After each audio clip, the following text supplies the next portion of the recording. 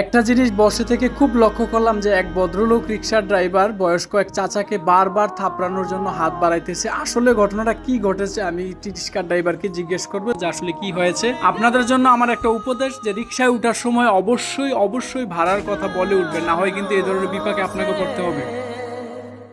Main বয়ে বিয়া সব দেখলাম যে আপনারা কয়েকবার করে বেটা মারতে উঠছে, হ্যাঁ থাপড়াইতে গেছে, হ্যাঁ মানে কারণটা কি? এই যে কইলাম তো 10 টাকা কয়া আয় কি নাই ভাড়া। বুঝি নাই ভাড়া আমার 10 টাকা দেয়। জি। নিউ মার্কেট থেকে কয়া আইছি না, এটাই আমার অপরাধ। আমি কইছি ভাড়া কত 20 টাকা চাইছে? ভাড়া চাইছি।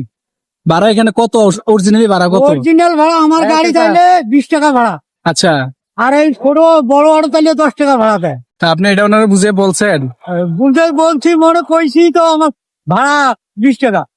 এটা বলাতে আপনি মুরব্বী মানুষ, আপনারা শর্তাবত দিতে গেছে উনি, হ্যাঁ এখন কি কমু? আপনি উল্টা পাল্টা কিছু বলেন নাই তো? না কোনো খারাপ কথা বলি নাই, এই কথাই বলছি। আমি দেখছি, আমি কিন্তু দূর থেকে ভিডিও, আমি কিন্তু দূর থেকে ভিডিওটা করছি, আপনারা যে বারবার থাপড়াইতে গেছে। আমার ওই যে প্লেট নাম্বার আছে আমার ডাস্টবিনের বেলা গাড়ি ধুতা কোচিনে নিয়ে যা।